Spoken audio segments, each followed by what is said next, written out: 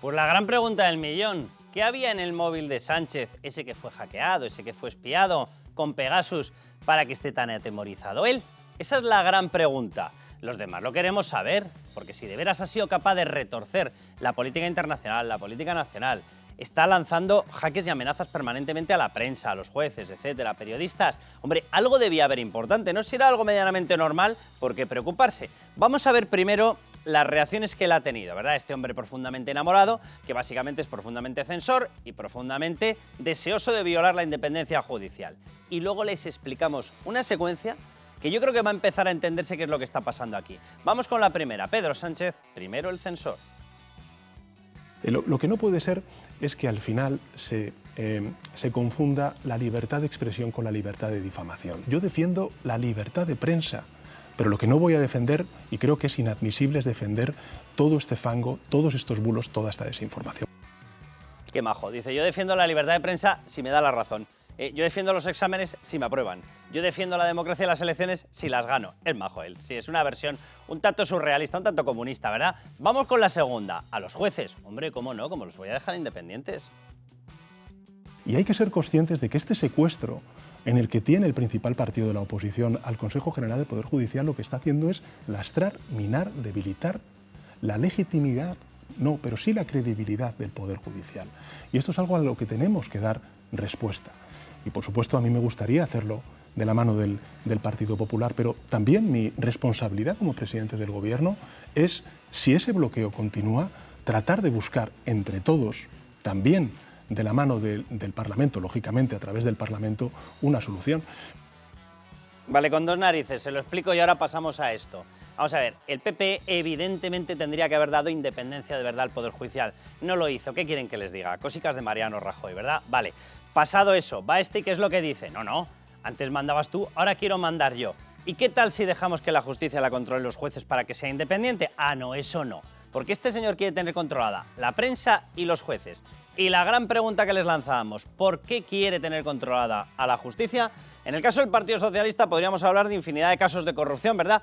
Pero hay uno en concreto que por lo visto, o uno en unión con otro, o dos, vamos a llamarle dos, que a este señor le ponen en situación de pánico, en modo pánico total. Vamos a explicar la secuencia de lo que ocurrió justo antes de la carta del hombre profundamente enamorado, que les digo yo lo que es profundamente, y está profundamente preocupado por esto. Vamos allá, atención, 21 de abril.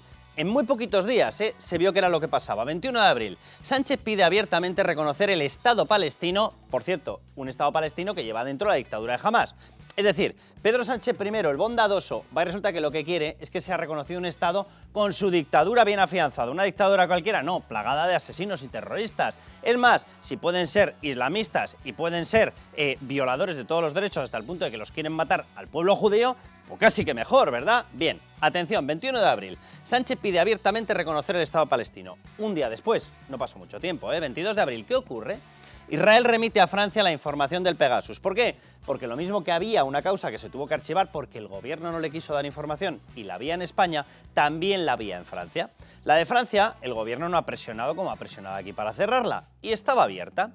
¿Y qué ha ocurrido? Que Israel ha dicho, justo un día después de que Sánchez le toque las narices con lo del Estado palestino, dice, Francia, te envío la información. Pero claro, la información es la información de Pegasus, porque Pegasus es una empresa de Israel.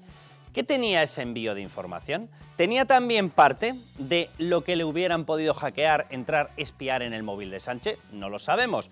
Pero atención, 23 de abril, día siguiente, la Audiencia Nacional en España reabre el caso Pegasus por la información que Israel le ha pasado a la de Francia. Francia se pone en contacto con nuestra justicia, con la Audiencia Nacional en este caso, que es el que está tramitando el caso, y le dice, oiga, ha llegado información nueva, ¿la quieren? ¿Y qué dice el juez Calama de la Audiencia Nacional? Dice, claro que la quiero, y reabre el caso. Atención, 21, 22 y 23 de abril. El mismo 23 de abril, atención, la justicia admite la denuncia contra los actos de Begoña Gómez. Ay, señor Pedro Sánchez, a usted que le gustan tanto los jueces independientes, a usted que le gusta tanto la prensa libre, va y resulta que en ese momento decide que hay que ir contra la prensa libre y contra la justicia independiente. ¿Por qué? Porque se le han unido dos cuestiones. Una de ellas, la información llegada desde Israel sobre Pegasus, con lo que se espió su móvil desde Marruecos, y la segunda causa, atención, la denuncia contra los actos de Begoña Gómez. También, ¿por qué? Pues en una parte por las relaciones con Marruecos. Y va y resulta que la información de Pegasus sobre el móvil cuidado, espiado desde Marruecos, se nos puede unir en Begoña Gómez y a lo mejor va y resulta que acaba en Pedro I el Censor. Bien, atención, 24 de abril, la carta. Carta del presidente profundamente enamorado. Así que aquí la gran pregunta y lo que queremos saber todos es ¿qué había dentro de ese móvil, señor Pedro Sánchez, para que usted le atemorice y lo ponga en situación de pánico total el hecho de que dos líneas de investigación, la de Begoña Gómez con sus relaciones en Marruecos, pueda acabar confluyendo con lo que a usted le investigara Marruecos a través del sistema Pegasus y que Israel ya ha pasado la información? Dos casos judiciales, dos casos periodísticos, dos casos investigados y por investigar en gran parte, que evidentemente atemorizan a este señor. Bueno, eso, lo que haya en el móvil, es lo que puso a este señor en situación de pánico hasta el punto de que envió la carta del presidente. ¿Para qué? Era una farsa, pero con eso fabricó, o quería fabricar, le salió el tiro por la culata, un supuesto clima que le habilitase ¿para qué? Para maniatar a la prensa y para maniatar a los jueces. Por lo tanto, aquí la pregunta clave, y se la repito, es, señor Pedro Sánchez, ¿qué hay en ese móvil? Porque si usted tiene en ese móvil cosas normales, aquí no pasa nada porque se desvelen. Pero si en ese móvil va y resulta que hay otras cosas, si hay datos de operaciones, si hay datos de negocios, si hay datos de actividades de su mujer, hipotéticamente, entonces sí que es un problema, ¿verdad, señor Pedro Sánchez?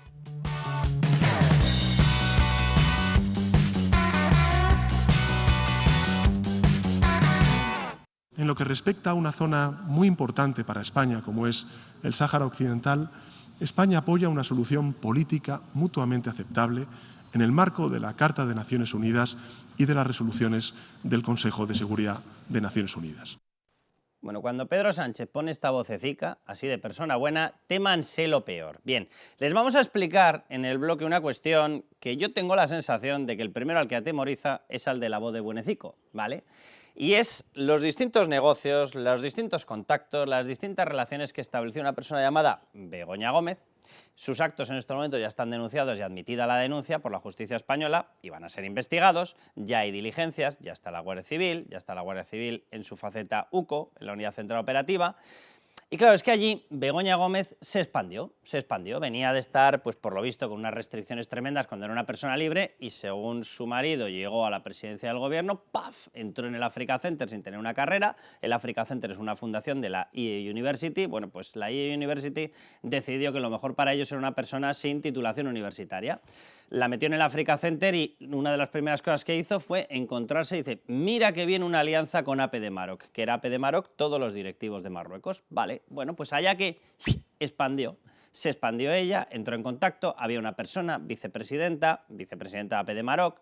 Esta persona tenía un plan de inversión y el deseo de invertir 35 millones en Canarias y debió surgir allí, bueno, pues determinados contactos, relaciones, etcétera, y esto evidentemente atemoriza, pero es que casualmente a la misma persona a la que la atemoriza decidió cambiar toda la política exterior española. Y hemos pasado de ser un país que tenía claro que con Marruecos te las tenías que tener tiesas y que había que tener muchísimo cuidado, a ser un país que nos hemos convertido en sumisos y le hemos regalado absolutamente todo a Marruecos.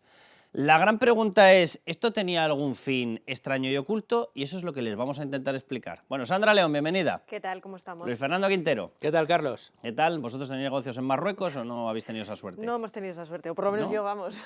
Es un país muy abierto, ¿verdad? Sí, o sí. pasas por el rey o no pasas por nada, pero vamos, sí. Ni negocio ni tengo el gusto de conocer el país todavía. O sea, Vale, quiero que veamos, atención, a Félix Bolaños en aquel momento mítico en el que reconoció que al presidente del gobierno español, Pedro Sánchez, le habían espiado. ¿Y de quién fue filtrando Moncloa que le había espiado? ¿Quién era el origen de ese espionaje? Pues según ellos era Marruecos y a partir de ahí cambió todo. A partir de ahí y a partir de que Begoña Gómez con el Africa Center entrara en contacto con AP de Maroc. Véanlo. Los teléfonos móviles del presidente del Gobierno y de la ministra de Defensa han sido infectados con el software Pegasus, que, como saben ustedes, es una herramienta que permite acceder al contenido de los móviles. Bueno, pues ahí lo reconocía y fueron filtrando que efectivamente había sido Marruecos. A ver, pregunta del millón, Sandra. ¿Tú crees que esto no tiene nada que ver con las relaciones que estableció Begoña Gómez o que sí?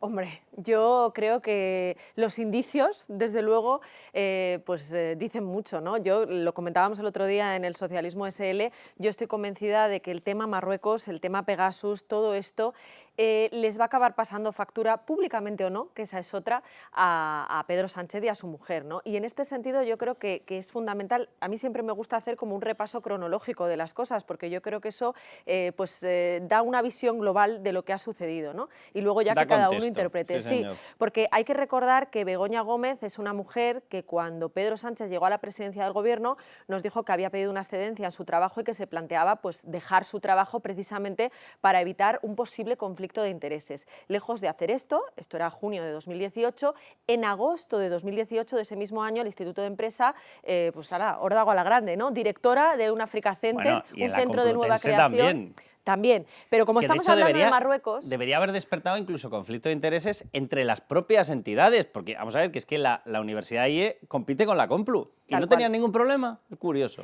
No, en este caso no, en otros no lo sé, pero en este no. Pero lo que digo, agosto de 2018 le dan la dirección del Africa Center, Begoña Gómez se hace fuerte ahí, en un centro que es para fomentar el liderazgo y el emprendimiento en África. Pasan los años, nos descubrimos en el año 2022 que en 2020 y en 2021 se ha investigado, se ha espiado el móvil del presidente y de su esposa y claro, hay una cosa muy curiosa, claro, empezamos, ¿qué pasa aquí? Hay un cambio respecto al Sáhara que nadie se explica, y tenemos el contexto del espionaje y que durante ese tiempo, esos años, desde 2018, Begoña Gómez desde el Africa Center hace una alianza con AP de Maroc, el mayor centro de formación de Marruecos, donde están los principales contactos, los principales empresarios, los más influyentes. Un centro de lobby como la Copa Un centro de lobby cuya vicepresidenta Miriam Ben Salah. Miriam Ben Salah es una de las personas más ricas de Marruecos, que más influencia tiene y que además tiene una empresa dedicada al cereal. Claro, en todo este tiempo, ¿qué ha pasado con el campo español? Porque es que todo va en contexto. ¿Qué ha hecho Pedro Sánchez? Abandonar por completo a los agricultores españoles en beneficio de ¿quién? De Marruecos. Bueno, de hecho se ha establecido incluso una línea de conexión rapidísima entre el puerto de Tarfaya y Canarias, es decir, hay una especie de tobogán de entrada. Eso es. Y efectivamente, como está explicando Sandra, vamos a ver, una de las empresas, el grupo al que pertenece esta Miriam Ben Salah, el grupo empresarial, porque ha sido la presidenta de la patronal, porque ha tenido un montón de cargos, vicepresidenta de AP de Maroc, pero su grupo es Olmarcrom. Bueno, pues Olmarcrom tiene una empresa, Más Cereales al Magreb, centrada en ¿qué? En traernos producto agrícola. Anda, toma ya, claro, qué casualidad. Es que las coincidencias... Viva el conflictillo de intereses. Claro, porque además desde Marruecos no tienen las restricciones a la producción que tenemos en Europa y que tienen que sufrir los agricultores españoles. Pero es que no estáis con la bondad de las coincidencias. Claro. O sea, todos son coincidencias, pero son buenas, no tienen por qué ser malas. Que efectivamente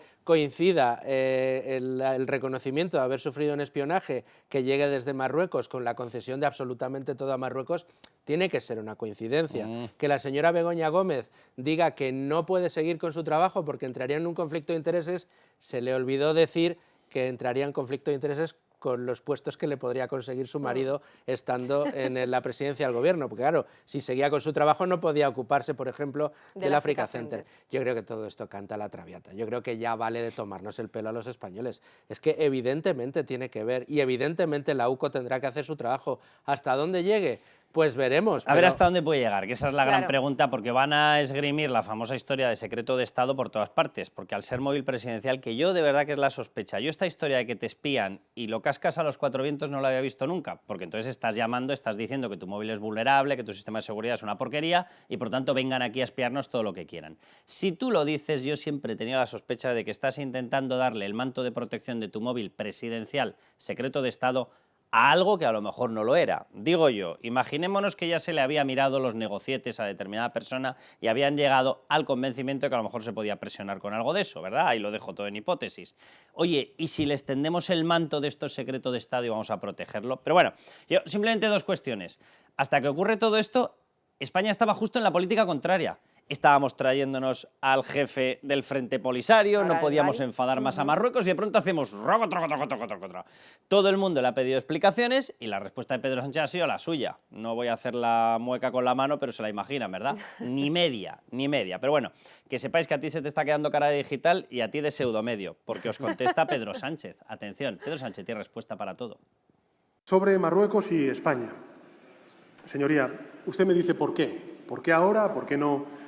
Yo, señoría, le digo claramente, a diferencia de otros presidentes de gobierno, yo no tengo ningún problema con mi móvil. Ninguno. Ninguno. Esa cara que ponía Pedro Sánchez ya no es la del hombre bondadoso. Esa cara es la de no sé de dónde salir o por dónde salir de esta. Bueno, déjenme que les contemos una relación muy básica, pero yo creo que es bueno, como decía Sandra, yo creo que es bueno meter las cosas que van ocurriendo a lo largo de X tiempo, meterlas en el contexto. Y luego cada uno, en base a esos datos, en base a esos pilares, que saque la conclusión que quiera. Pero aparte de lo que hemos contado ya, atención a esta relación. Bien, Begoña Gómez, persona que no tenía carrera universitaria, de pronto, oye, un par de meses después de que Pedro Sánchez llegue a la presidencia del gobierno, el Africa Center, una fundación montada por una de las mayores universidades privadas españolas, decide que esa persona sin carrera universitaria es su persona. O sea, ¿en quién me iba a fijar mejor? Ni headhunters ni historias. Begoña Gómez. Vale, Begoña Gómez entra en el Africa Center. Bien, lo siguiente que ocurre. ¿Qué pasa en el Africa Center? Ella entra en contacto con APE de Maroc. Tiene una alianza estratégica. Esa alianza estratégica es con el centro donde están los 20.000 directivos top de Marruecos. Marruecos de democracia tiene lo que yo de pivo de la NBA. Básicamente, que los 20.000 ejecutivos directivos top o lo son con permiso de Mohamed VI o no son ni directivos ni pívot de la NBA, serán otra cosa, pero de eso ya les digo yo que no. Bien, entra en contacto con ellos. Quédense con esto, evidentemente, Marruecos. Vale, a partir de ahí, atención, ¿qué es lo que se encuentra ella dentro de APE de Maroc? Una persona, la vicepresidenta, ¿cómo se llama? Miriam Ben Salah Chakroun. Bien, ¿qué es Miriam o quién es Miriam Ben Salah Chakroun? La mujer más rica de Marruecos, una de las mujeres más influyentes de todo el mundo árabe, una empresaria de un grupo familiar con muchísimas empresas y algunas de ellas con intereses, ¿dónde? En la Unión Europea y ¿dónde? En España. Vale, perfecto. Aparte de todo eso, era nada más y nada menos que la responsable, la cabeza de la patronal, de la COE de Marruecos, es decir, fíjense de lo que estamos hablando. Una persona con influencias y ramificaciones en todos los negocios de Marruecos. Una parte por su grupo empresarial y otra por los contactos que le permitían hacer ¿a quién? A cualquiera que entrase en contacto con APE de Maroc. ¿Y quién entra en contacto con APE de Maroc?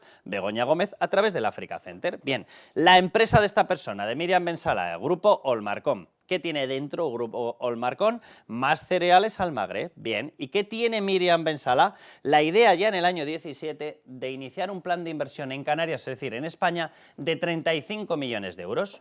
Sumen todo esto, bueno, pues lo que ha ocurrido justo después de esto es que Canarias se ha convertido en una puerta de entrada privilegiada ¿de qué? Del cereal y del resto de producto agrícola. ¿Con qué? Con una conexión con el puerto de Tarfaya en Marruecos. Y eso acaba de ocurrir. Pero son todo casualidades. Por lo visto, una persona sin carrera resulta que despierta el apetito de una gran entidad universitaria que resulta que entra en contacto con directivos de Marruecos, que resulta que esos directivos de Marruecos tienen ramificaciones con todo, también con el producto agrícola, y de pronto se abren los puertos. Y nos encontramos con que aquí empieza a entrar producción agrícola por todas partes, los agricultores fastidiados, el campo que ya no sabe qué hacer, pero no ha pasado nada, porque el gran presidente del gobierno, ese hombre amante de la prensa libre, nos ha dicho que en su móvil no había nada, porque su móvil resulta que ha sido espiado justo en medio de toda esta secuencia. Pero aquí no pasa nada. Pues eso, casualidades, ¿no? Como de la decía vida. Luis Fer, tenemos que La pensar... vida de las casualidades. Claro, que son todo casualidades, ¿no? De todas formas, fíjate, ya más allá, ¿no?, de que en esta ecuación entre el espionaje o no entre el espionaje, volvemos otra vez al tema del tráfico de influencias. Ahora, según lo estabas contando, yo decía, ¿de verdad que a nadie le chirría en la izquierda que la mujer del presidente del gobierno de un país tenga este tipo de contactos? O sea, es que de verdad que no lo concibo. Perdona, este tipo de contactos y que cierre este tipo de acuerdos. Eso. Que es que la que promociona, reúne, propone y cierra con Ben Salah, con APE de Maroc y después con la empresa de los cereales es Begoña Gómez. O sea, la que está estableciendo... Es que son relaciones que si las hace una empresa privada para interés propio en Marruecos, probablemente en muchas de esas reuniones tendría que invitar al ministro de Exteriores o traer a una delegación de empresas o al rey, que el rey ha ido muchas veces a dar otro tipo de... Pero que es la delegada, en este caso, del gobierno en el Africa Center, Begoña Gómez, la que está haciendo todos estos negocios. No tiene un pase, no tiene una presentación. Porque es que te digo más, fíjate, si el señor Sánchez hubiera querido dar apariencia de legalidad o de ausencia de cualquier tipo de problema a su mujer para que hiciera estas cosas, chico, pues mira, te marcó el camino el señor Pablo Iglesias, métela en política, métela en unas listas de tu partido y al haber sido elegida por los ciudadanos podrá hacer lo que quiera. Esto es mucho Pero más es que rentable, que ser claro, político. no, Hombre, por supuesto, porque vamos. no tiene que dar cuentas. Es que no tiene que dar cuentas. Mira, yo no sé qué es lo que habrá acabado habiendo ahí. Lo que sé es que huele, que espanta. Y lo que sé es que la figura del conflicto de interés es una figura previa a lo que haya acabado ocurriendo. Y la figura del conflicto de interés está regulada para que se paralice inmediatamente todo y las personas que puedan decidir, es decir, en este caso Pedro Sánchez, no tengan ninguna capacidad de decidir. Y lo que sé es que esta ley no se ha aplicado. Entonces, a partir de ese momento, es que el resto, claro que lo vamos a seguir investigando. Ahora, de hecho, vamos a hablar con Miguel Ángel Pérez a ver qué puede haber llegado, qué material puede haber llegado a través del envío de información de Israel, porque Pegasus, el sistema con el que se espió y se le hackeó el móvil, es un sistema israelí. En el caso de la investigación judicial que se hizo en España, Israel no quiso enviar la información. Aquí caben muchas explicaciones. A mí particularmente me parece que el gobierno no debió poner nada de carne en el asador y no debió pedirlo, obviamente, pero bueno. Pero lo cierto es que sí que se lo ha enviado a Francia y esto ha reabierto el caso aquí. Pero lo que haya forma parte de la siguiente investigación. Pero hay una cosa que es indudable. Sobre la parte de lo que ya conocemos con hechos objetivos, la ley de conflicto de intereses tenía que haber frenado esto hace 2 años. Y aquí no ha frenado nada. Y eso significa que ya hay un incumplimiento de la ley. Eso ya lo hay. A partir de ahí podemos entrar en tráfico de influencias, podemos entrar en tal y saltamos al Código Penal. Pero de momento ya tenemos una violación legal como la copa de un pino. Pero Miguel Ángel Pérez, ¿cómo estás?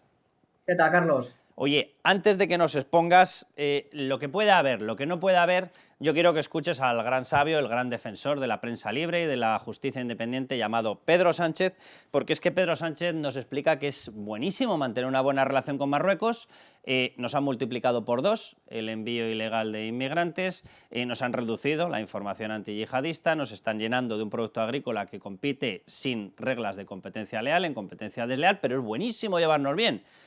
No sería malo que nos dijera exactamente para quién. Yo creo que mantener una buena relación con Marruecos es bueno para España. ¿Sabe usted cuánto se ha reducido la llegada de migrantes irregulares en el último año? Un 78% en Ceuta y Melilla, un 63% en la ruta a Canarias.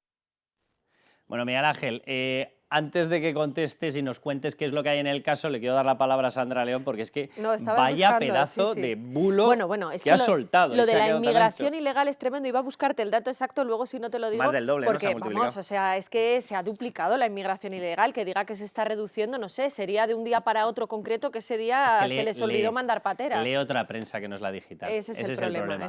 Miguel Ángel, ¿qué podemos esperar del caso que además tú estás dando información en Libertad Digital de primerísima mano? ¿Qué se puede esperar de la reapertura del caso en la Audiencia Nacional por el juez Calama, del famoso caso Pegasus, el espionaje a ese móvil?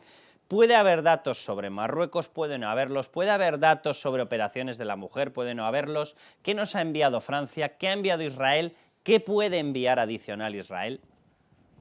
Bueno, Carlos, lo primero que voy a decir es que en los próximos días vamos a tener novedades sobre este caso que vamos a publicar en Libertad Digital. No quiero anticipar mucho ni adelantar mucho, pero simplemente dar alguna pincelada. Existe mucho optimismo entre los investigadores después de la reapertura de la investigación del caso Pegasus por parte del juez de la Audiencia Nacional, José Luis Calama. Hay que decir, Carlos, que para que un juez dé el paso de reabrir una causa que ha sido archivada provisionalmente, tiene que haber un argumento de peso. Es decir, no es algo que pase habitualmente, sino que realmente esto sucede cuando te llega una nueva información que tú consideras que tiene el peso suficiente para poder reabrir la investigación y que ésta pueda llegar en un buen puerto. Es decir, por decirlo, Miguel Ángel, por decirlo de una manera llana, que lo entienda bien la gente, el juez Calama ya tendría una noción importante de cuál es el material. O sea, independientemente que se tenga que incorporar al Centro Criptológico Nacional, que haya que pelarla, que pulirla, vale, pero él ya sabe más o menos de qué va la película. Sí, hay que decir que José Luis Calama ya ha recibido, digamos, una parte de esa información de las autoridades judiciales francesas sobre el propio espionaje que se produjo, ¿no?, en tierras galas. Eso ya está a disposición de los investigadores, por eso se encargó al Centro Criptológico Nacional, dependiente del CNI, hacer un informe pericial con esos datos, porque esos datos, digamos, que pueden servir para ubicar de alguna forma si el espionaje a Francia y a España ha salido desde el mismo lugar. con lo cual eso supondría un avance muy importante en la investigación para intentar aclarar quién ha sido el autor del espionaje. Sí te puedo decir, Carlos, que obviamente la pista de Marruecos es la principal. O Es sea, la ahora mismo principal. es la hipótesis principal que tienen encima de la mesa los investigadores. Eso no quiere decir que ahora mismo, a día de hoy, con la información que tienen hasta ahora, esté ya, digamos, acreditado, constatado, pero desde luego la pista marroquí es la principal. Y te digo más, Carlos, en Francia y en España, en los dos sitios. En los dos sitios. Tanto en el espionaje en Francia como en el espionaje en España, ahora mismo la pista marroquí es la principal que estarían siguiendo los investigadores, y también te puedo contar que se espera que llegue más información procedente de Francia una vez el Centro Criptológico Nacional culmine ese informe pericial que le ha encargado el juez, con lo cual esto es importantísimo porque obviamente Francia se está nutriendo de la información que le llega, por un lado, de Estados Unidos y por otro lado, y esta es la clave, de la empresa de Israel, propietaria y desarrolladora de Pegasus. Claro, hay que explicar un poco estas empresas que evidentemente tocan temas de inteligencia, están con el control obvio por parte de los gobiernos. Por eso era Israel el que tenía que dar permiso para esa información. La investigación la lleva UCO, ¿verdad, Miguel Ángel, Guardia Civil? Bueno, ahora mismo la verdad es que este tema es un tema muy sensible, muy delicado, y digamos que está llevando todo el peso prácticamente el juez y el CNI. Ahora O sea, que ha mismo... saltado de división, por decirlo de alguna manera. Sí, efectivamente, o sea, casi ni me atrevería a decir que ni siquiera la fiscalía está tomando parte en esta historia, ¿no? Prácticamente se están dedicando un poco, pues si solicita al juez algún tipo de informe o lo que fuera, pues prácticamente eso, pero lo que es el peso de la investigación, digamos que lo lleva la Audiencia Nacional, el juez Calama y el Centro Criptológico Nacional y el CNI, porque es un tema obviamente muy delicado. Esto no significa, obviamente, que otros temas delicados no los pudiera llevar la UCO, por supuesto, que la UCO lleva muchísimos casos, están hasta arriba, pero es verdad que en este caso concreto... Sí, pero lo se rodea está la órbita de centrando... secreto de Estado, vamos. Efectivamente. Por ahí quería hacerte la última pregunta, Miguel Ángel. ¿Nos acabaremos enterando o hay posibilidades, y hay resquicios, lo digo porque hay una parte, hay una sala del Tribunal Supremo especializado precisamente en secretos oficiales, ¿se podría dar la cábala de que el gobierno intentara que todo fuera camuflado bajo una órbita de secreto de Estado, aunque no todo corresponda al presidente del gobierno? Y estoy pensando en alguna otra persona. Yo creo que aquí hay un tema principal, Carlos, y es que si la información llega desde Israel directamente a España, el gobierno va a tener muy complicado paralizar la información que llegue directamente de Israel a España. Y lo digo porque obviamente cuando el juez Calama, en esa primera parte de la investigación, envió varias comisiones rogatorias a Israel que no fueron contestadas, pero ahí siguen las comisiones rogatorias, siguen vivas. Esto quiere decir que si cambia el contexto, que obviamente ha cambiado de relaciones entre España e Israel, y de Israel considera que ahora mismo lo más perjudicial para Pedro Sánchez pudiera ser colaborar en esta investigación, pues nos podemos todos llevar una gran sorpresa y que aquí se monte la mundial, ¿no? Con lo cual ahora mismo no se puede descartar nada, Carlos. Miguel Ángel, perfectamente explicado. Vente para acá que en el siguiente bloque te quiero aquí con la que está montando el fiscal general. Vamos a ver a Álvarez, bueno, iba a hacer un comentario sobre Álvarez, me lo callo. Vamos a ver a Álvarez explicando este caso, Dios bendito. Y os pido un último comentario. Ya vuelven ustedes con su obsesión antimarroquí, pero ¿qué les pasa con Marruecos? Hay algo que rezuma muy malo su posición con respecto a Marruecos. España, como cualquier país del planeta, debe de tener las mejores relaciones con aquellos países con los que tiene una frontera terrestre, como tiene España con todos sus vecinos. las caras del PP eran un poema, ¿eh? Sí, Como sí, de, desde luego. ¿pero tú te crees lo que nos estás contando o te crees que somos idiotas? Es curioso, ¿no? Volvemos a hablar lo mismo de siempre, las relaciones como con unos sí, con otros nos da igual bombardearlas completamente, ¿no? sí. Pero, por cierto, te voy a decir el dato, que he mirado lo del dato de la inmigración que A ver, decía antes. para Mr. Bulo. El último dato, hasta el 1 de mayo, 20.000 inmigrantes habían llegado en el último año a España, un 190% más que el año anterior. Bien. O sea, que eso, el de triple. que eso de que la inmigración mejora, en fin. Pero luego, volviendo al tema que nos ocupa y a lo que tú no, decías... pero es que le dará papeles a más porcentaje, entonces la ilegal será menor. eso puede Quizá ser. esté ahí. A ver, hay la otra trampa. opción en el caso de Pedro Sánchez, miente y punto. O sea, Sí, es mucho a veces más la opción normal. más sencilla Y más suele se- y ser... más sencillo. Pero que volviendo al tema que tú planteabas, ¿no? Del tema del secreto de Estado, no hay que olvidar una cosa que ya hemos comentado también en alguna ocasión. Uno de los proyectos que se quedó en el cajón la pasada legislatura fue la ley de información clasificada, que debía sustituir a la ley de secretos oficiales y que planteaba, entre otras cosas, multas de hasta 3 millones de euros a los medios de comunicación que informasen sobre información considerada secreta. Se montó la Mundial porque las asociaciones de prensa obviamente dijeron, oiga, es que usted me está diciendo que tiene total capacidad de decidir qué es secreto y qué Que no, puede ¿no? quebrar a un medio Claro. catalogando de secreta una información. Algo que tal. Entonces, ojo, porque esto se está hablando de que en esta legislatura se podría recuperar porque es una exigencia, entre otros, del PNV, socio del Qué raro. gobierno, y en un momento en el que a Pedro Sánchez le viene como anillo al dedo, ¿no? Por tanto, es verdad lo que dice Miguel Ángel, que de Israel pueden querer colaborar porque Sánchez está mareando mucho todo el tema de Palestina, pero una cosa es que Israel mande la información y otra cosa es lo que se haga aquí en España, lo que puede hacer el gobierno para frenar que esa información llegue a los ciudadanos. Yo solamente añado una cosa y te dejo que me pongas ya el broche final a este bloque y pasamos al siguiente con lo del fiscal general. Simplemente digo una cosa, Marruecos se ha convertido en uno de los aliados estratégicos de Israel. Gracias a Dios. Ahí lo dejo. Una nueva casualidad bondadosa, Carlos. Yo no creo en las casualidades no existen en este caso y este caso cada día es más grave y pinta peor. Pues nada, nos vamos con el fiscal general, que eso sí que pinta peor.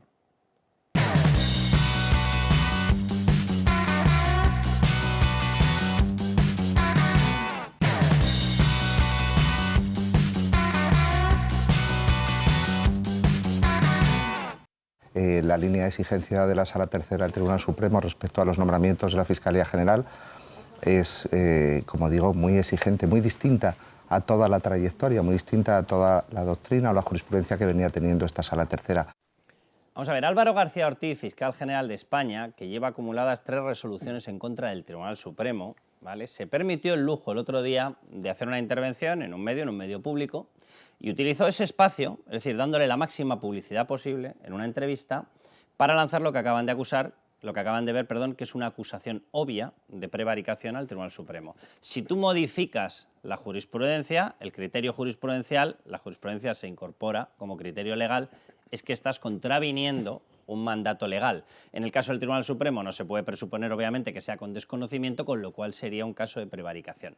Es decir, tenemos a un fiscal general que ha tenido las santas narices de acusar a la justicia en España de prevaricar para cambiar el trato que le dan a él, con lo cual saltaríamos de división y estaríamos en que el fiscal nada más y nada menos que ha lanzado una acusación doble de prevaricación y de lawfare, porque sería una persecución. Digo yo que sería por cuestiones políticas, no porque es lo que insinuó. Es decir, a este nivel de barbaridad hemos llegado en España y repito que es por parte de una persona que tiene 3 pronunciamientos en contra del Tribunal Supremo. Bueno, vamos a hablar de todo esto, vamos a hablar con Miguel Ángel Pérez, vamos a hablar con una persona, con una asociada de la Asociación Profesional Independiente de Fiscales, pero permítanme que coja un poco de oxígeno. Le voy a hacer la primera pregunta, no a lo que van a ver, sino a Miguel Ángel Pérez. Lo que van a ver no es Miguel Ángel Pérez, lo que van a ver es un pie, pero es que llevamos de cachondeo en el programa con lo negros que tiene los pies Luis Fernando Quintero. Así que te lo pregunto, Miguel Ángel, directamente. ¿Lo tiene más o menos negro que el pie de Luis Fernando Quintero, el futuro, el fiscal general? No, yo me atrevería a decir que el futuro fiscal general está todavía más negro que el pie de nuestro Luis querido Fernando. Luis Ya os Fernando decía que Quintero. no era lo más negro que había en este caso. Yo creo que lo tiene complicadísimo, Carlos, ¿no? Y simplemente por hablar de esta mención que dice que sea valiente y que hable con claridad, que se deje insinuaciones. ¿A dónde quiere llegar con eso de que han cambiado la jurisprudencia, que ahora la Sala Tercera es más exigente? Que hable claro. O sea, la jurisprudencia O sea, no se cambia más que por el mismo criterio por el que se crea jurisprudencia. Claro, o sea, con claro. sentencias que modifican un criterio. Si se lo han cambiado para él, repito, es exactamente lo mismo que si se estuviera torciendo la ley, por lo tanto está haciendo una acusación de prevaricación. Claro, Parece entonces, de una gravedad tan entonces que brutal. diga que se ha cambiado la jurisprudencia con sus nombramientos, que explique cuál era la jurisprudencia que ha cambiado, ¿no? Que lo diga, qué pasaba antes con los nombramientos. Lo que pasaba, Carlos, es que hasta aquí ha llegado Dolores Delgado y Álvaro García Ortiz a la Fiscalía General del Estado, lo que pasaba en los nombramientos no había pasado nunca en España. Ellos han convertido la Fiscalía pues, en un nido de sus amiguitos, de colocar a sus amiguitos en la cúpula fiscal, tengan carrera o no tengan carrera, tengan méritos o no tengan méritos, se devuelven favores. Cuando era Dolores Delgado la fiscal general, le nombró a él fiscal jefe de la Secretaría Técnica, llega el de fiscal general y nombra a Dolores Delgado fiscal de sala, fiscal de lo militar, fiscal de memoria democrática. ¿Esto qué es? Si hay que fabricar una acusación contra la pareja de Isabel Díaz Ayuso, se coge a una persona, María de la O, y se la desplaza porque no compartía el criterio. O sea, estamos hablando de cosas gravísimas. Si quiere lanzar acusaciones, el señor fiscal general del Estado lo que tendría que hacer es mirarse al espejo. Ahí va a encontrar todas las acusaciones que quiera. Ahora, a mí me parece de una gravedad tan brutal lo que acabamos de ver. Te pido una primera valoración, Luis Fernando, de tus pies no, del fiscal general. Te pido una primera valoración porque estamos entrando en un terreno. De lo que hemos visto esta semana con el fiscal general, yo veo una parte muy buena y es que evidentemente se ha puesto nervioso, y cuando yo veo a gente que no está representando, por cierto, la persona con la que vamos a hablar, Silvia López, la miembro de APIF, hay que reconocerle a APIF un pedazo de mérito que fue enfilar directamente este asunto cara a cara, coger el toro por los cuernos y decir, esta persona no puede seguir como fiscal general del Estado. Esto es una barbaridad porque no tiene ni los más mínimos requisitos ni de independencia, ni de respeto a la norma, ni de idoneidad, ni de cualificación, ni de nada. Y efectivamente ha decidido poner las cartas boca arriba y decir, este señor no puede continuar aquí. La parte buena es que le veo que empieza a estar nervioso por todo lo que está ocurriendo, porque la justicia sí está manteniendo el tipo.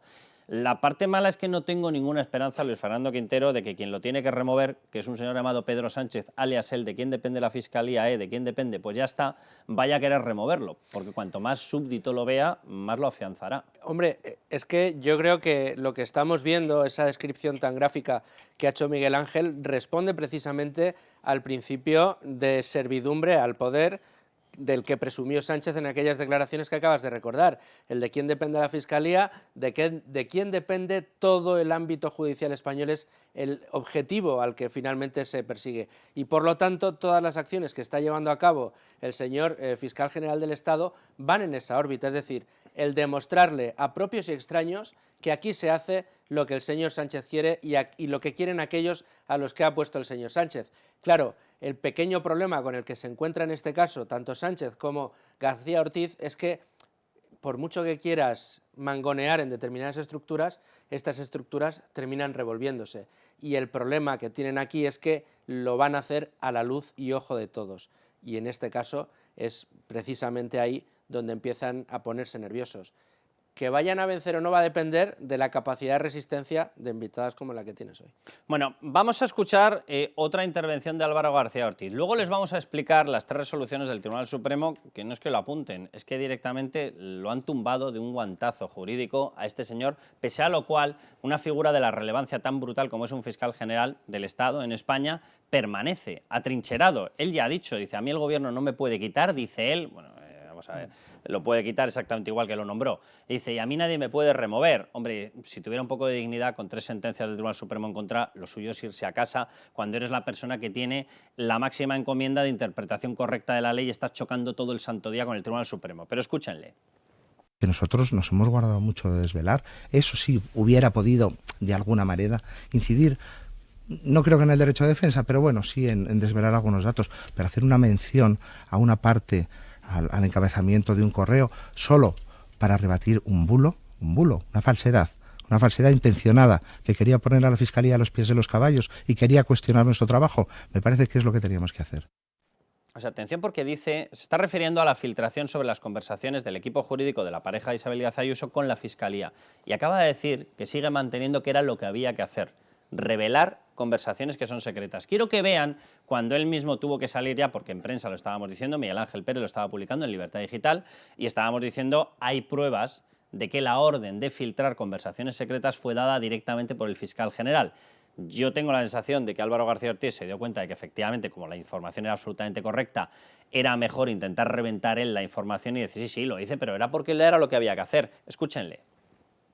Como fiscal general del Estado, estaba informado de los acontecimientos y de la publicación de un comunicado que se limitaba a desmentir, con hechos cronológicamente sistematizados, informaciones falaces e interesadas previamente publicadas por algunos medios. Por consiguiente, asumo la responsabilidad última de esa nota de prensa. Miguel Ángel, te pregunto muy rápido, que quiero darle ya la palabra a Silvia López de la Asociación Profesional Independiente de Fiscales. ¿Asumo la responsabilidad? No asume la responsabilidad. Asume la responsabilidad penal. La responsabilidad, además, es muy listo, Carlos, porque dice la responsabilidad última, no dice la autoría. Él es el que ordena dar ese comunicado desde la Fiscalía de Madrid. Hay fiscales que se niegan, otros aceptan, acatando órdenes, y a mí lo que me llega, Carlos, es que precisamente una de las investigadas, que es la fiscal jefe provincial de Madrid, Pilar Rodríguez, se enfada porque ve que Álvaro García Ortiz se está poniendo de perfil y le dice, oye, sal ahí y di que tú asumes la responsabilidad, y por eso se producen estas declaraciones. Porque Pilar Rodríguez, que asume efectivamente realizar esa filtración. Efectivamente, porque la fiscal superior de Madrid, que es la que está por encima de Pilar Rodríguez, que es Almudena Lastra, dice que se niega, porque eso es presuntamente delictivo y además deja constancia por escrito. Es decir, que teníamos al cargo superior en la misma fiscalía, pero por debajo evidentemente de Álvaro García Ortiz, que es la cabeza, diciendo esto es una barbaridad y no podemos filtrar conversaciones secretas. Y ahora, cuando la pareja Isabel Díaz Ayuso reacciona con una querella, teníamos a otra fiscal, María de la O, que dice, pero ¿cómo no vamos a admitir la querella? Si toda España ha leído las filtraciones, que las filtraciones iban con minutado, minuto tal, lo que dice el uno, minuto con los textuales, o sea, era una transcripción directa, no podía haber mayor filtración.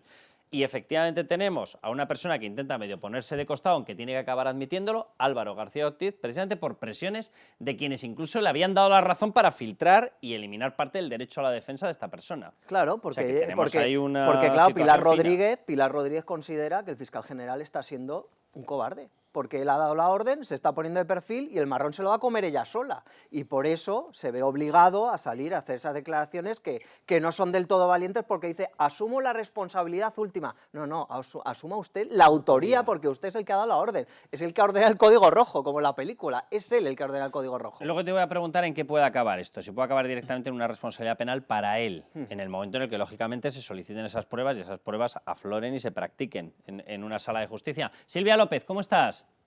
Muy bien, fenomenal. Bienvenida, muchísimas gracias por atendernos y enhorabuena por la función que está realizando tu asociación, la Asociación Profesional Independiente de Fiscales. ¿Tú qué valoración haces de que una persona como el fiscal general, con 3 resoluciones en contra del Tribunal Supremo, se plante en un medio de comunicación y lance una acusación velada, que estaba diciendo Miguel Ángel Pérez y tiene toda la razón? Mira, yo a lo mejor podría llegar no a respetarlo, pero asumirlo como parte de su discurso de batalla, el que por lo menos hubiese salido y lo hubiese dicho abiertamente. El Tribunal Supremo prevarica. Hombre, si va a hacer usted un trabalenguas jurídico, por lo menos tenga el valor de decir qué es lo que está queriendo decir. Pero a mí me parece de una gravedad la acusación brutal, Silvia. A ver, yo creo que tampoco podemos hablar de que haya dicho prevaricación.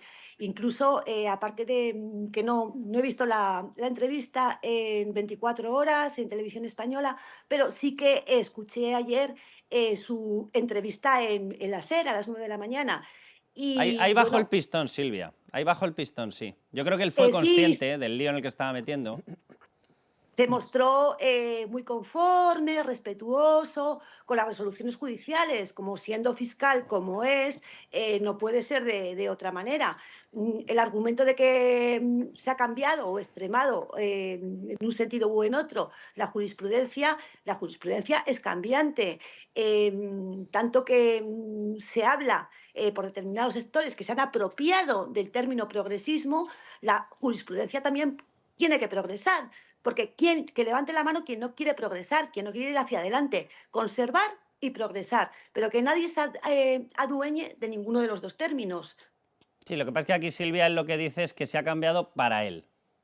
Claro, y eso sí que sería una modificación porque estaríamos ante una justicia ad hominem, claro. No considero que sea el caso. Si analizamos la sentencia, hay una parte actora que ha recurrido al Tribunal Supremo. O sea, el Tribunal Supremo no ha actuado de oficio. hay una parte actora que ha pedido una decisión, ha valorado el Tribunal Supremo las circunstancias y ha obrado en consecuencia. Por lo tanto, nada que objetar. Nos gustarán o no nos gustarán las resoluciones judiciales, como cada día que vamos a juicios. A veces nos dan los jueces la razón, a veces no nos dan la razón, pero no por ello están prevaricando, evidentemente. Silvia, ¿te parece normal que con 3 resoluciones en contra del Tribunal Supremo este señor permanezca en el cargo y diga a mí no me puede remover nadie, yo voy a continuar aquí? Vamos, básicamente, que se ha trincherado.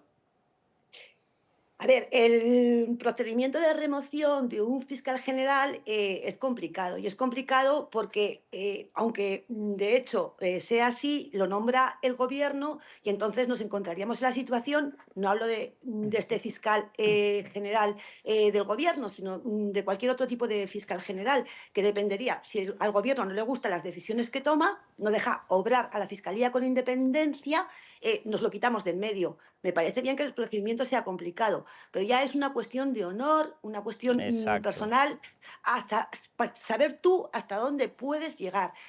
Insisto en las declaraciones de ayer de la SER, que me parecieron impactantes en cuanto a que calificó la carrera fiscal como una carrera conservadora. Y también que no consideraba que la duración del mandato del fiscal general del gobierno, en este caso del gobierno, deba depender de la duración del gobierno. Él manifestó ayer en la cadena SER que sería incapaz de ser fiscal general con un gobierno del PP.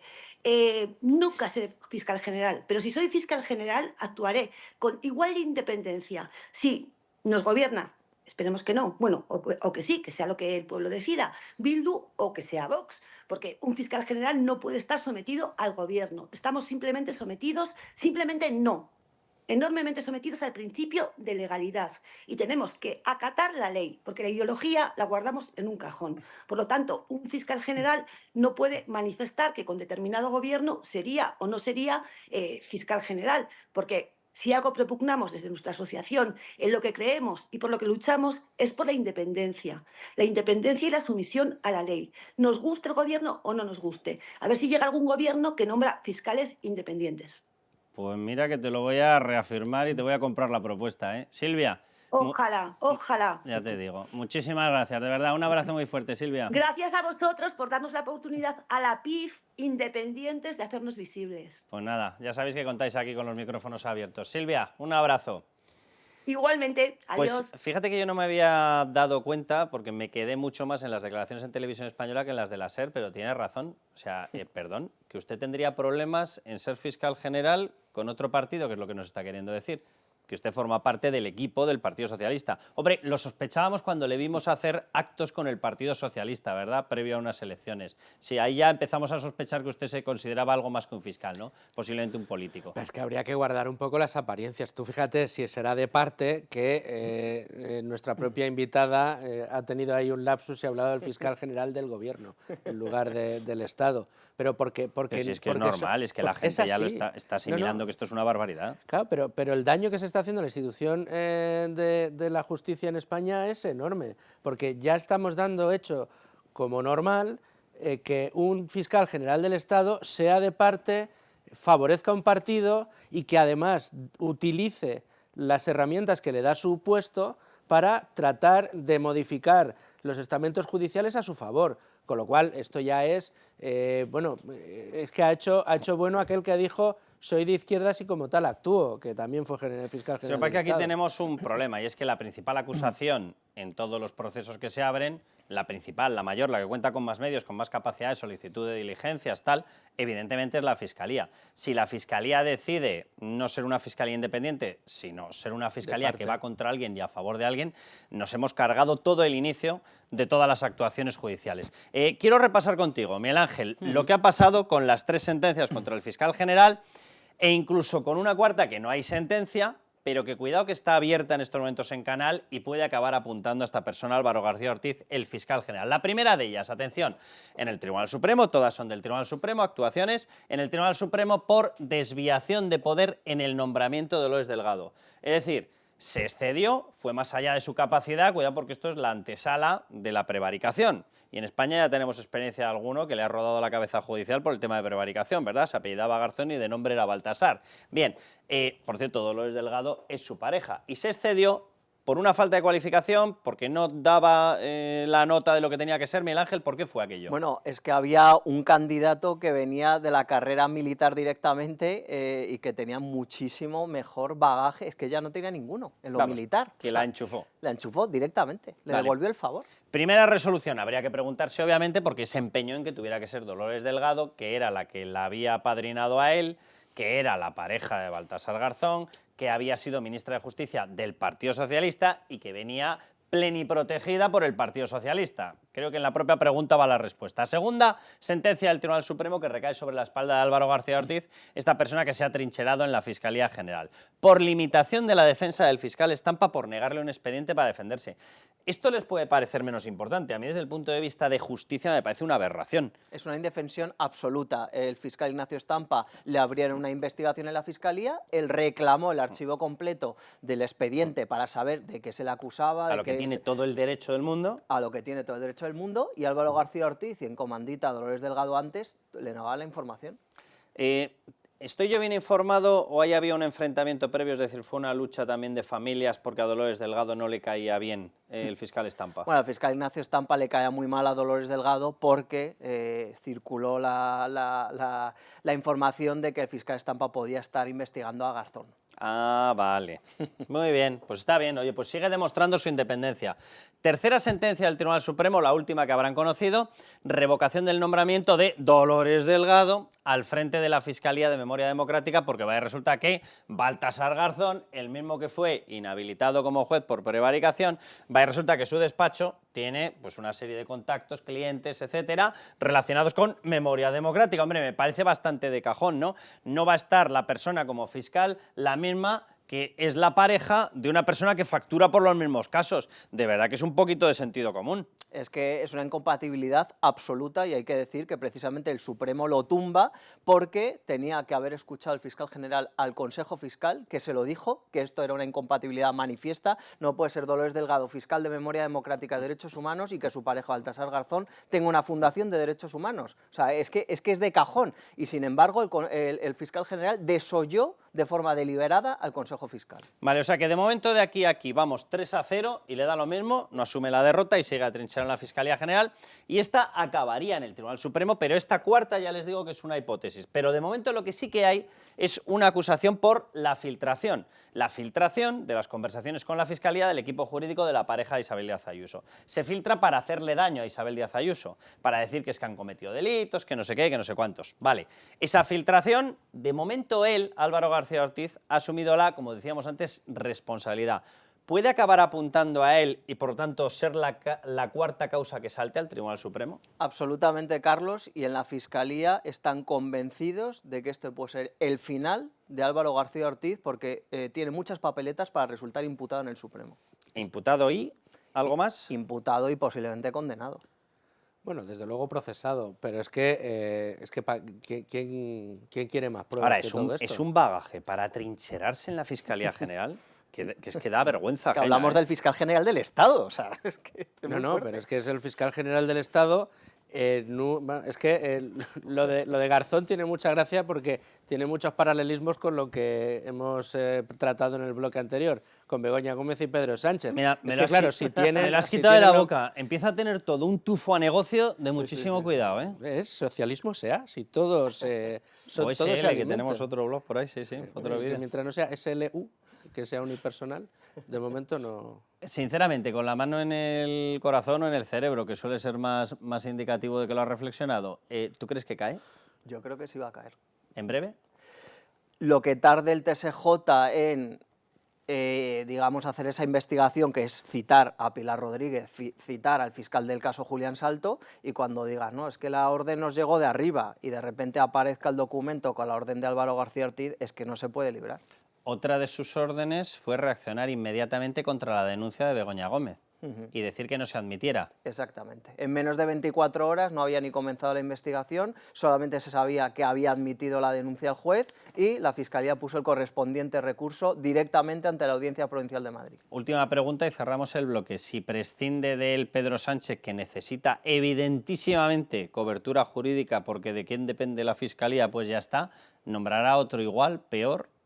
Yo creo que a otro que le siga haciendo el mismo trabajo que está haciendo Álvaro García Ortiz, que ¿La yo número creo que dos? sería la número 2 de Álvaro García Ortiz, que es la teniente fiscal del Supremo, Ángeles Sánchez Conde, que ha ratificado todas las decisiones y ha ido en la misma línea de Álvaro García Ortiz. Miguel Ángel Pérez, encantado de haberte tenido aquí. Igualmente. Vamos al siguiente bloque. Luis Fernando, a ti también te despido, ¿verdad? Sí. Bien, bueno, pues vienen, sí, efectivamente, Sandra León y Carmelo. Y vamos a hablar de las elecciones catalanas, porque podemos estar a un pasito de que Pedro Sánchez, el hombre que prometió traer detenido a Carles Puigdemont, lo traiga para hacerlo presidente.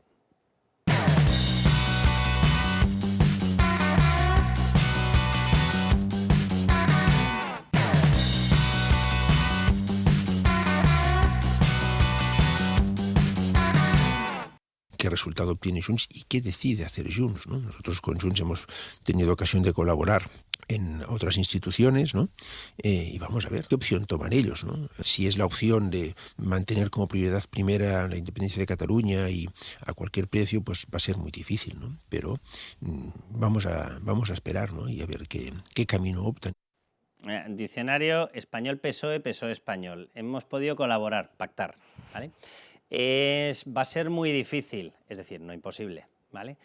Siguiente término. Bueno, pero vamos a esperar y ver a que no sabe que la prioridad de Puigdemont es romper España. No lo sabe, ¿verdad? A estas alturas. Vamos, respuesta, ¿están dispuestos a pactar con Puigdemont? Respuesta, diccionario PSOE-español, español-PSOE, sí.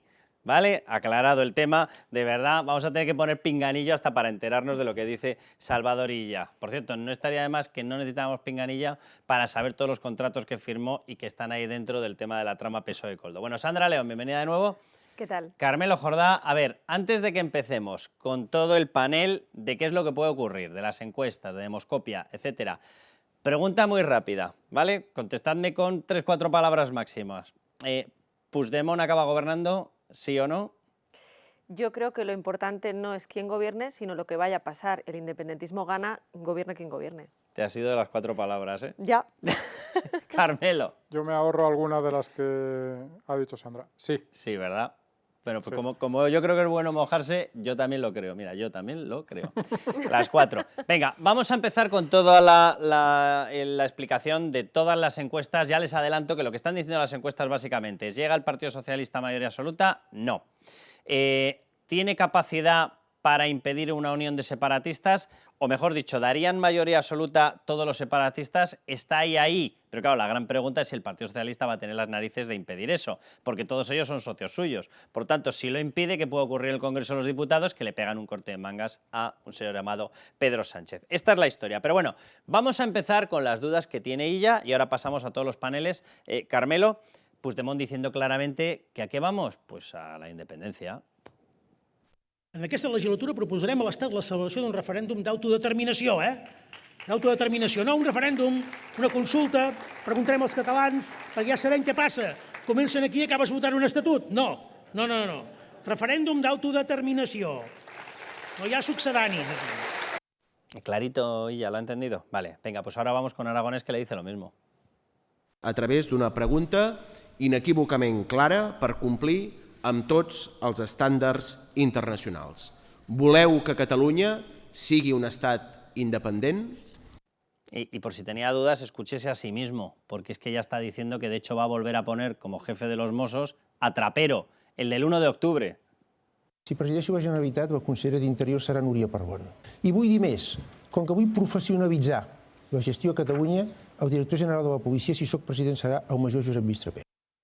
Para profesionalizar, no para acercar un referéndum separatista o una declaración unilateral, nada, no. Le ha faltado aclarar qué gestión quiere profesionalizar. Sí, sí. Claro, o sea, La yo de verdad independencia. que de las cosas que ha pasado esta semana, lo de Trapero me ha parecido una de las más terribles, ¿no? ¿Por qué crees que lo ha dicho?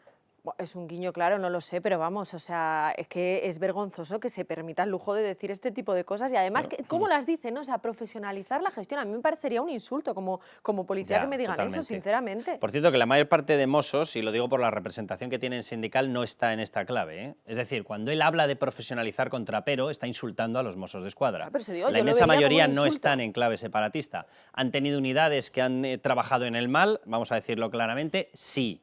Así de clarito. ¿Han tenido unidades que se han dedicado a espiar a gente por ser constitucionalista y querer ser libre? Sí. ¿La mayoría está en eso? No. No. Pero bueno, yo fíjate que tengo mi tesis de por qué lo ha dicho y es todavía más malvada, más retorcida y me temo que es verdad. Él sabe que nadie allí se cree lo que está diciendo y para que su voto, que es verdad que va a ganar las elecciones porque juguetean a esto y soy nacionalista, pero no separatista del todo, pero lunes, miércoles y viernes un golpe sí, pero martes y jueves a lo mejor digo que no, para demostrar que su voto sería voto útil, está haciendo guiños de podría gobernar con Puigdemont. Mientras lo niega, está diciendo podría gobernar con Puigdemont. Efectivamente, es un guiño... Vaya pedazo de discurso de mentira, por cierto, que tiene, es que es de vergüenza. Y es un guiño exactamente a Puigdemont, o sea, ni siquiera al electorado. Trapero estaba en la fiesta de la paella, aquella que estaba el uno tocando la guitarra, no era Trapero el que tocaba la guitarra. Era él el de la guitarra. Trapero era el de la guitarra mientras repartía la paella Puigdemont. O sea, es que de verdad que es de vergüenza esto. Efectivamente, y eso es profesionalizar. A mí me hace mucha gracia, ahora veremos los datos más o menos, pero me hace mucha gracia la gente que dice, hombre, no, o sea, Puigdemont y Esquerra no van a llegar a un acuerdo porque se odian. Vamos a ver, dos partidos que son ambos xenófobos, que tienen ambos el mismo proyecto que es la independencia, ¿cómo no van a llegar a un acuerdo? Pero ¿quién piensa que no van a llegar a un acuerdo? Sobre todo, si uno de los dos invoca el que quede por delante, y ahora vamos a ver las encuestas, el que quede por delante invoca, oigan, único punto, la independencia de Cataluña. ¿Cómo el otro que ha construido toda su esencia política en base a lo mismo le va a decir, ahora estoy pensando que no, que a mí no me viene bien, que no soy yo el que va por delante en el coche de escoba? Es un tema de nosotros, en este caso, digamos, el separatismo contra ellos.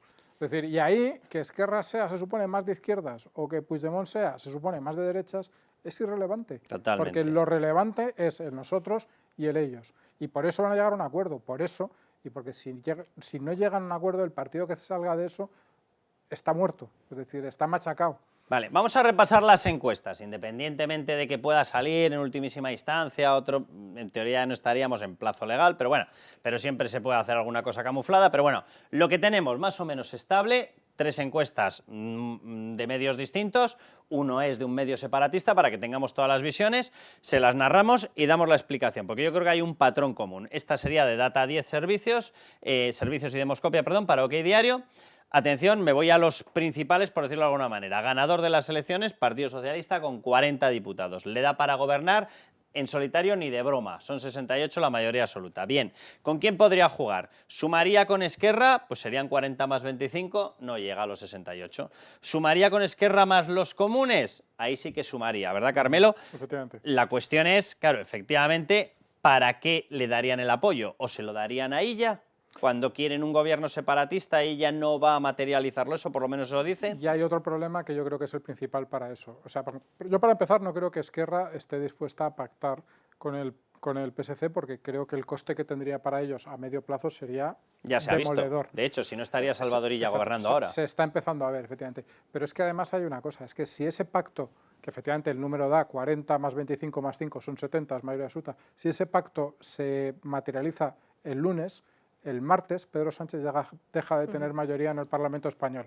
Y eso yo creo que no va a pasar, efectivamente, porque simplemente los votos de PP en el Parlamento español, digo, PP, Vox y Junts son 177. Pedro Sánchez no podría aprobar nada. Ahora tiene difícil aprobar cosas, pero en ese caso no podría aprobar nada, porque además estos digamos, van a cuchillo, si permitidme la expresión. Claro, vamos a la otra, no hacen prisioneros. Vamos a la otra posibilidad de pacto, porque sería el PSC, efectivamente, con sus 40. Bueno, esta es la siguiente, da lo mismo, porque básicamente se mantiene el mismo esquema. Esta sería la del nacional.cat, estaría en 39-40. Claro, es que va y resulta que Junts, en todas las encuestas que vean, va a haber adelantado a Esquerra. Por lo tanto, si tanto Junts como Esquerra son socios en el Congreso de los Diputados, o en el gobierno, vamos a decirlo llano, de Pedro Sánchez, porque Pedro Sánchez elegiría a uno y no al otro, cuando encima va y resulta que Junts, es decir, Puigdemont, tendría entre 33 y 36, es decir, clarísimamente por encima de Esquerra, que tendría entre 25 y 28.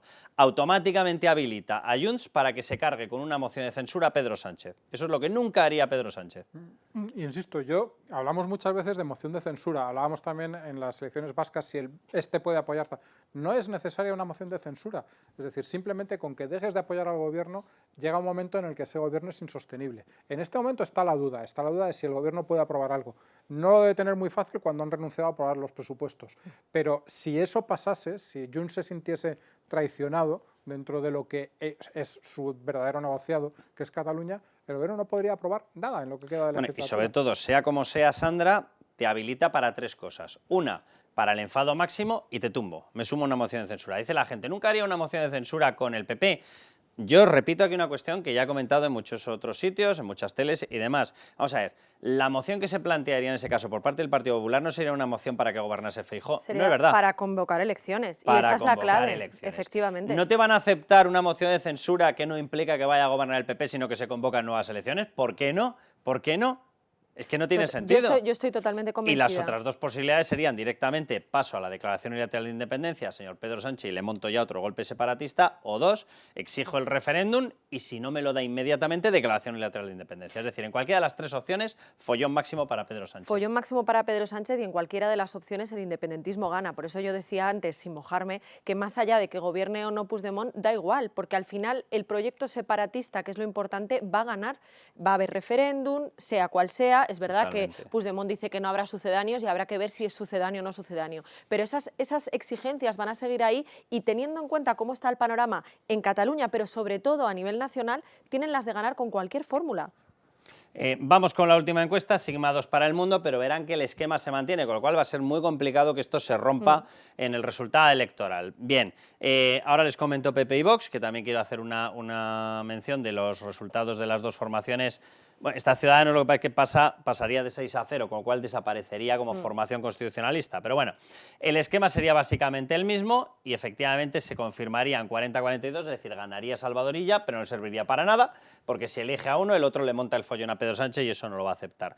Por tanto, a lo mejor la opción sería Carmelo, que un Junts 30-33, de nuevo quedando por encima de Esquerra, pactase con un programa único de independencia para Cataluña, 26 más 29, necesitarían, yo no sé si entrarían CUP, si entrarían Comuns, pero sobre todo el Partido Socialista a ver con qué cara les dice que les vota en contra de la investidura, posiblemente se abstiene y permite la gobernabilidad separatista. En Cataluña hay 4 provincias y eso implica que muchos escaños pueden variar de porcentajes bastante reducidos de voto.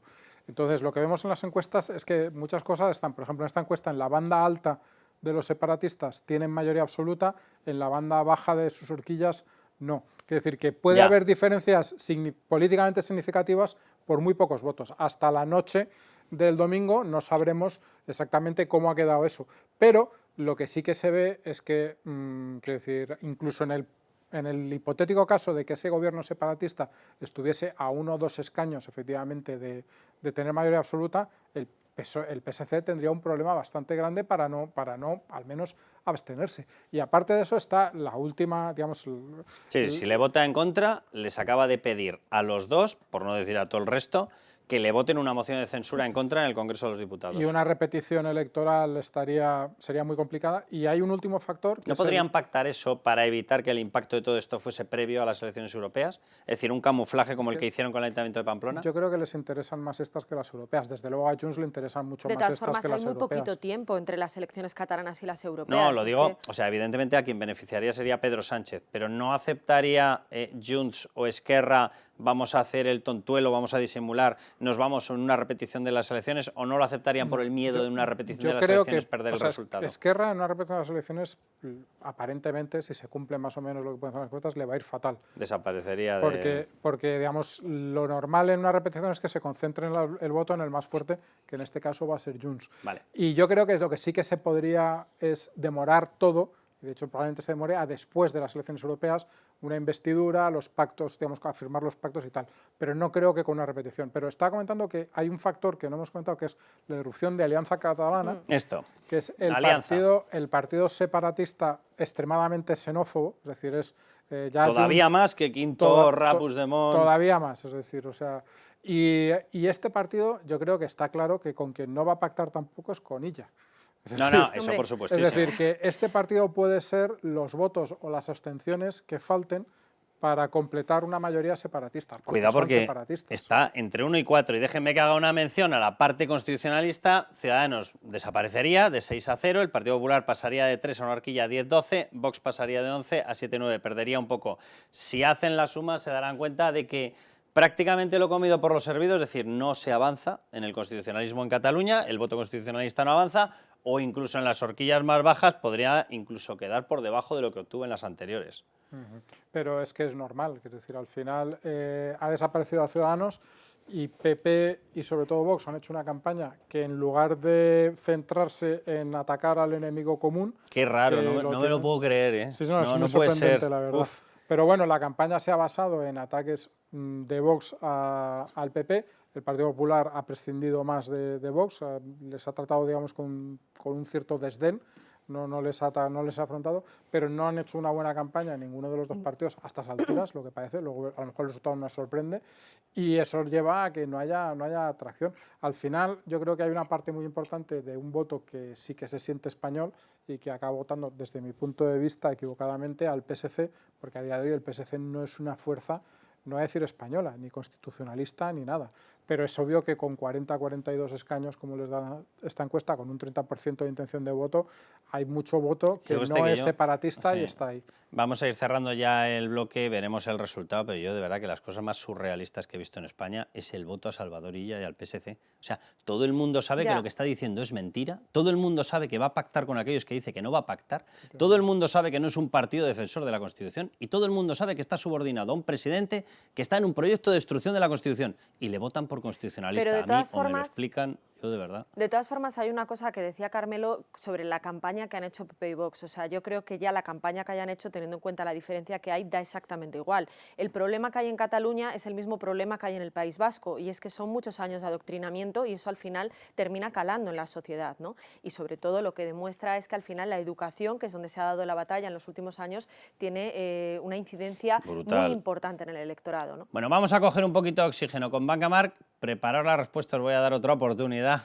¿Gobierna Puigdemont, no gobierna Puigdemont? 4 palabras. Vamos con Bancamarc. Bancamarc, nuestra solvencia, su tranquilidad. Patrocina este espacio. Bueno, pues vámonos ya con Bancamarc, el banco más solvente de España. Y vamos a hablar de un aspecto poco conocido en el sector financiero, o mejor dicho, del sector financiero. Atención, el cuidado del medio ambiente. Bien, en el caso de Bancamarc, esta apuesta se articula a través de un fondo y se llama el Fondo Solidario Mediterranean Fund. Bien, Sonia Colino es directora de Personas, Marca y Sostenibilidad de Bancamarc.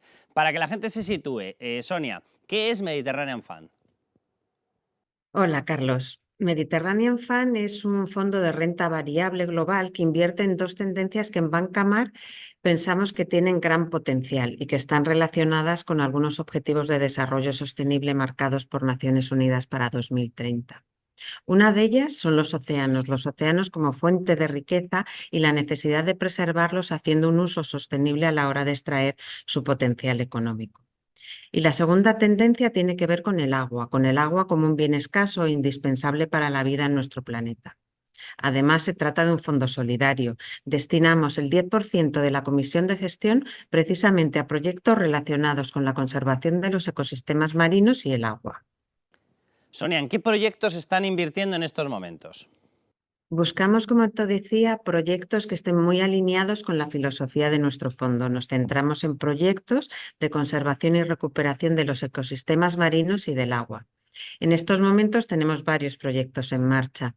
Por ejemplo, el proyecto de caballitos de mar Balears, que está destinado a la reproducción del caballito de mar, o el de Expedición Salvarríos, una iniciativa que lo que quiere es recoger plásticos en los ríos para restaurar su ecosistema natural. También hemos puesto en marcha el primer observatorio de sostenibilidad en Mallorca. El objetivo en este caso es proporcionar información objetiva y datos fiables de la realidad medioambiental de la isla. Además, recientemente hemos sumado otro proyecto, ya en este caso más asociado a la formación, un acuerdo de colaboración con la asociación Blue Schools Cluster que permite o que nos ayudará a sensibilizar y promover el cuidado y la conservación del mar entre los escolares de las Islas Baleares. En concreto, en este proyecto se van a realizar unas 14 actividades hasta final de año en diferentes colegios de la isla, con la idea, como te decía antes, de concienciar a los más jóvenes en el cuidado de nuestros mares, especialmente en el del mar Mediterráneo. Por lo que nos cuentas, por lo que estamos viendo, Sonia, la mayoría de estas acciones se centran en cuidar el mar Mediterráneo, ¿es así? Sí, somos un banco de origen balear, por lo tanto hemos nacido a orillas del Mediterráneo. Este mar forma parte de nuestro ADN. Por eso no solo queremos cuidarlo, sino, si me permites la expresión, medir sus constantes vitales para asegurarnos de que goza siempre de una excelente salud. En este sentido, acabamos de lanzar una nueva iniciativa que nos va a permitir monitorizar indicadores como la temperatura del agua, la huella de carbono, la salinidad o la calidad del aire. Con toda esta información se van a realizar informes mensuales que incluirán un análisis de vulnerabilidad del ecosistema y la biodiversidad y nos permitirá poner en marcha acciones para preservar el ecosistema marino. Estas mediciones se realizarán a través de tres embarcaciones que son 100% eléctricas y van equipadas con una tecnología de última generación, que nos van a dar datos en tiempo real del estado de la salud del mar y del aire, con cartografía e información también por satélite. Por último, es importante señalar que esta iniciativa incluye también la realización de talleres y actividades que fomentan la educación ambiental con diferentes colegios en la isla. En definitiva, Banca Mar está firmemente comprometida con la sostenibilidad, sin duda uno de los pilares que acreditan nuestra solvencia, la más alta del sistema financiero español. Bueno, pues Sonia, muchísimas gracias a Banca Mar y nos volvemos a la tertulia. Banca Marc, nuestra solvencia, su tranquilidad. Ha patrocinado este espacio. Bueno, pues la última pregunta, rapidísimo. Sandra, ¿gobierna Puigdemont o no gobierna Puigdemont? No, o ¿tenemos follón garantizado sí o sí después de las catalanas? Follón garantizado sí o sí, pero antes te decía 4 palabras sí, pero daría igual. Carmelo. A ver, yo creo que va a haber follón porque los pactos pueden traer en sí follón y sobre todo porque el gobierno que yo creo que va a salir de esas elecciones, que va a ser un gobierno separatista y muy separatista, no puede vivir... Va a acelerar toda la agenda. No puede vivir golpista. Si no hay mucho follón y bueno, yo creo que le van a poner las cosas muy difíciles a alguien que quiera navegar entre ahora soy menos sí pero no, pues no va a haber sí pero no, va a tener que ser sí o sí. Bueno, nos marchamos. Tendremos bloque especial de las elecciones en cuanto pasen y tengamos ya el resultado, obviamente. Ahí podrán ver todo lo que ha pasado. Estoy convencido de que lo que estamos diciendo del follón máximo se va a cumplir sí o sí. Nos marchamos. Les digo la Levantar España, pero antes de irse a Levantar España, que eso hay que hacerlo permanentemente, se meten en Libertad Digital en YouTube, le dan a suscribirse, que así les informamos día a día de todo lo que está pasando. No vayan a esos pseudomedios que le gustan a Pedro Sánchez.